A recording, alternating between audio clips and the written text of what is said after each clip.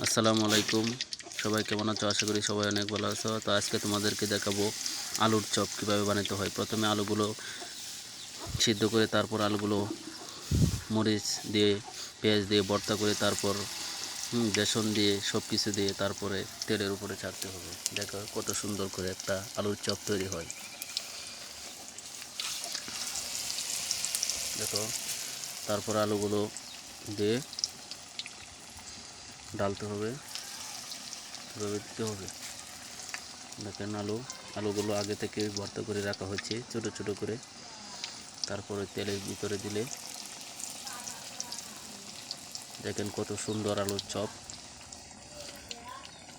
গ্রাম বাংলার এই আলুর চপগুলো খেতে অনেক মজা। ইফতারির আয়োজনে অনেক সুন্দর একটা মসমসে ভাজা, খাইতে অনেক মজা।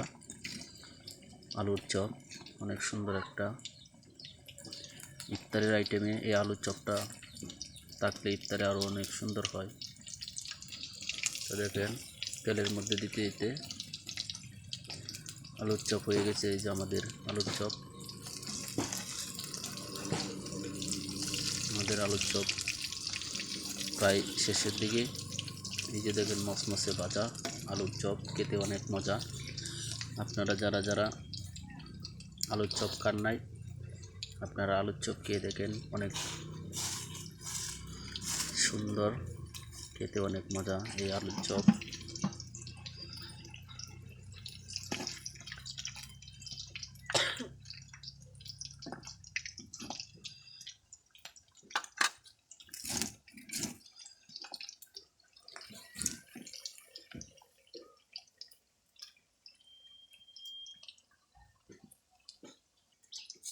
তারপর তেলে দিয়ে সুন্দর করে অনেকক্ষণ ভাজতে হবে। ভাজতে ভাজতে এই কালারটা ইয়েলো কালার হবো, তারপর মসমসে হবে আলুর চপ। অনেকক্ষণ তেলের ভিতরে এটা ভাজতে হবে।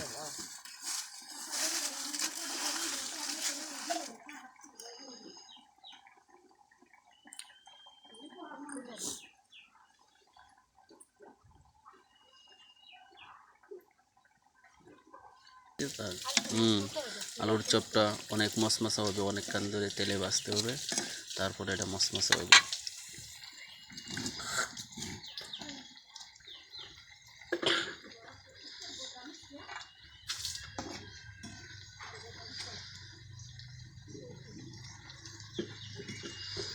এই যে আমাদের প্রায় শেষের দিকে হয়ে যাচ্ছে আলুর চপ তৈরি।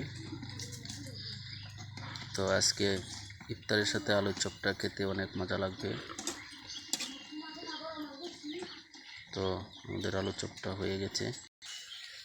এই যে আমাদের আলুর চপ হয়ে গেছে। এখন আমরা এইগুলো তেল থেকে তুলে নেব।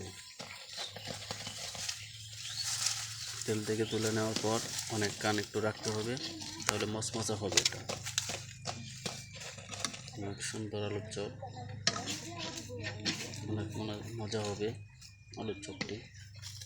দেখেন কত সুন্দর ঝরঝরে মশমশা আলুর চপ। তো সবাই ভালো থাকবেন, ধন্যবাদ।